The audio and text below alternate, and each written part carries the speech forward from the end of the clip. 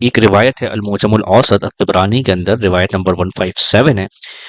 اس میں یہ بات درج ہے کہ جو امام مہدی ہیں ان کی جو دعوت ہے وہ فتنے کے خلاف ہوگی۔ فتنے سے مراد کتاب و سنت میں شرک کو لیا جاتا ہے۔ اس کے لیے آپ دلیل کے لیے دیکھ سکتے ہیں صحیح بخاری حدیث نمبر 4513، جس کے اندر یہ بات موجود ہے کہ فتنے سے مراد شرک کو لیا جاتا ہے۔ تو یعنی امام مہدی کی جو دعوت ہے وہ توحید کی دعوت ہوگی، وہ شرک کو ختم کریں گے۔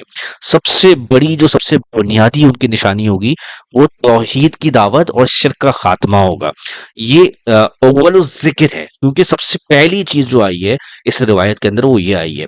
اچھا، اس کی یہ اس لیے بہت امپورٹنٹ بات ہے کیونکہ اس کی جو خلاصہ ہے یا اس کی جو وضاحت ہے وہ کتاب اللہ کے اندر بھی موجود ہے، یعنی قرآن مجید کے اندر بھی اس کی دلیل موجود ہے، وہ میں ابھی آپ کو بتاتا ہوں۔ بہرحال اس روایت کے اندر ایک اور بات یہ ہے کہ ایک تو یہ کہ وہ شرک کو ختم کریں گے، اور پھر وہ لوگ جو جب وہ شرک کو ختم کر دیں گے تو شرک کی دشمنی کی وجہ سے اللہ تعالیٰ ان کو آپس میں ایسے بھائی بھائی بنا دیں گے جیسے ان کے درمیان پہلے دشمنی اور عداوت رہی ہوگی، جیسے ان کے درمیان بغض رہا ہوگا آپس میں ایک دوسرے کے لیے، یا ایک نفرت رہی ہوگی معاشرے کے اندر ایک دوسرے کے لیے، اسی طرح وہ بھائی بھائی بن جائیں گے جب وہ شرک کو ختم کریں گے۔ اور نبی صلی اللہ علیہ وسلم نے فرمایا کہ ہمارے آل محمد کے ذریعے ہی اللہ تعالیٰ دین کو جو ہے وہ دوبارہ غالب کر، مفہوم ہے کہ دین جو ہے وہ آخری زمانہ جو ہے اس میں ختم ہوگا، یعنی آل محمد کے ذریعے سے ہی، جس طرح اسے شروع کیا تھا اللہ تعالیٰ نے۔ اور لوگوں کو اللہ تعالیٰ شرک سے نکالیں گے، فتنے سے نکالیں گے، فتنے یعنی شرک سے نکالیں گے، جیسے اللہ تعالیٰ نے پہلے انہیں ہمارے ذریعے سے نکالا تھا۔ تو یہ اس کی اس بات کی ایک دلیل موجود ہے۔ اس کے علاوہ آپ اگر سورہ نور کی آیت نمبر 55 پڑھتے ہیں تو اس میں واضح طور پر یہ بات آپ کو اس کا مفہوم، آپ کو اس کا علم ہو جائے گا کہ جہاں اللہ تعالیٰ فرما رہے ہیں کہ اللہ تعالیٰ وہ لوگ، وہ مسلمان جو توحید پر ہوں گے، جو شرک نہیں کریں گے، یعبدوننی لا یشرکون بی شیئا، وہ ان کو اللہ تعالیٰ زمین میں عروج دیں گے، اور ان کو اللہ سبحانہ و تعالیٰ زمین میں خلافت دیں گے، اور اللہ سبحانہ و تعالیٰ ان کو زمین میں اپنا جو ہے اپنے دین کو ان کے ذریعے سے غالب کر دیں گے۔ تو اسلام کو اور مسلمانوں کو عروج اسی وقت ملے گا جب وہ شرک کا خاتمہ کریں گے، جو کہ اس آیت میں موجود ہے۔ سورہ نور آیت نمبر 55 سے آپ اس کی دلیل دیکھ سکتے ہیں۔ موجودہ دور میں دنیا شرک سے اتنی زیادہ بھر چکی ہے جتنی پہلے کبھی نہ تھی۔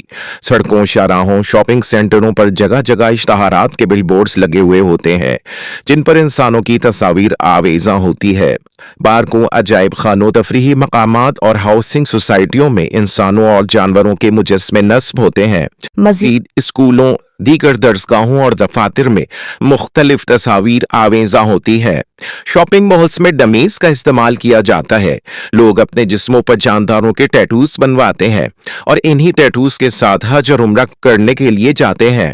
لوگ اپنے گھروں کو جانداروں کی تصاویر اور مجسموں سے سجاتے ہیں اور اپنی فیملی یا کسی بھی سیلیبریٹی کی تصاویر دیواروں پر آویزاں کرتے ہیں۔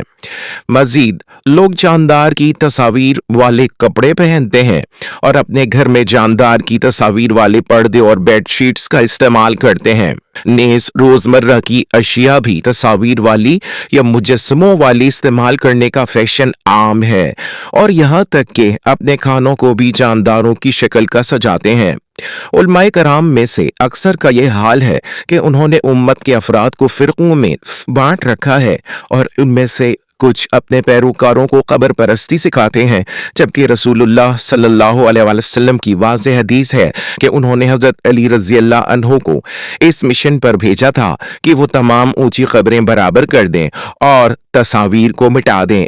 رسول اللہ صلی اللہ علیہ وآلہ وسلم نے یہود اور نصارہ پر لعنت بھی بھیجی تھی کیونکہ انہوں نے اپنے انبیاء اور اولیاء کی قبروں کو سجدہ گاہ بنا لیا تھا۔ کچھ علماء کرام ایسے بھی ہیں جو اپنی تصاویر کو دیواروں پر سجاتے ہیں اور اس میں ذرہ برابر بھی کوئی قباحت محسوس نہیں کرتے۔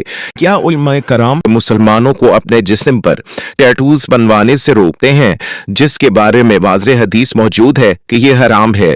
اسی طرح یہ بات بھی بہت کامن ہے کہ علماء کرام کی زیادہ تر تعداد انسانی شکلوں والی ایموجیز استعمال کرنے میں کوئی قباحت محسوس نہیں کرتی، یہاں تک کہ وہ خود بھی ایموجیز استعمال کرتے ہیں اور تمام لوگوں کو اسے استعمال کرنے کی اجازت دیتے ہیں۔ وہ نہیں جانتے کہ ایموجیز سیہونی طاقتوں کی ایجاد کردہ چیز ہے اور ان میں جادوئی علامات موجود ہیں۔ تو ان حالات میں کیا ہمیں کسی مجدد کی ضرورت نہیں ہے؟ کیونکہ دنیا اس وقت فتنوں سے بھر چکی ہے کہ شرک ہر دور میں بھیس بدل کر آتا ہے۔ یہ ضروری نہیں ہے کہ شرک کی جو قسمیں آج سے 200 برس پہلے تھی صرف وہی آج بھی رہے. ہو سکتا ہے کہ بالکل نئی شکلیں اس شرک نے اختیار کر لی. اس سے کیا نتیجہ نکلا کہ اگر اجتہادی بصیرت نہیں ہوگی تو ہو سکتا ہے کہ ایک شخص جو ہمارے سابق علماء نے لکھ دیا کہ یہ چیز شرک، یہ چیز شرک، یہ چیز شرک، یہ چیز شرک، آج سے 500 برس پہلے کا انسان بڑے سے بڑا عالم دین اپنے زمانے کے شرک کو پہچان کر تو لکھ سکتا ہے.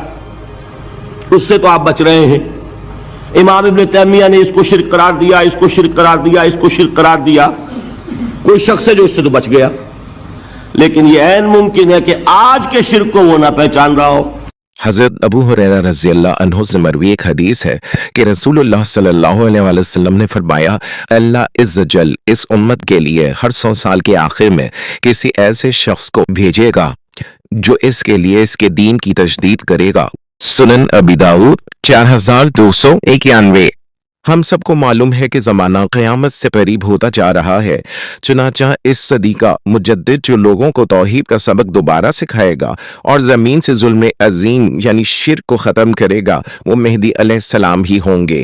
یہ دور اپنے براہیم کی تلاش میں ہے، یہ دور اپنے براہیم کی تلاش میں ہے. صنم کدا ہے جہاں، صنم کدا ہے جہاں، لا الہ الا اللہ، لا الہ الا اللہ. قیامت سے قبل پوری دنیا میں اللہ کے دین کا بول بالا ہو کر رہے گا، اس لیے کہ یہ محمد الرسول اللہ کے مقصد بعثت کی تکمیل ہے صلی اللہ علیہ وسلم. اگر یہ نہیں ہوتا تو آپ کا ابھی بعثت جو ہے مکمل ہوئی نہیں. هو الذی ارسل رسولہ بالہدی ودین الحق لیظہرہ علی الدین کلہ.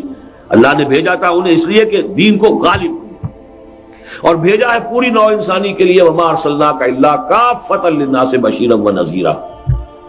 تو جب تک پورے عالم انسانیت پر دین غالب نہیں ہوتا، آپ کا مقصد بعثت ابھی نامکمل ہے. وقت فرصت ہے کہاں، کام ابھی باقی ہے، نور توحید کا اتمام ابھی باقی ہے.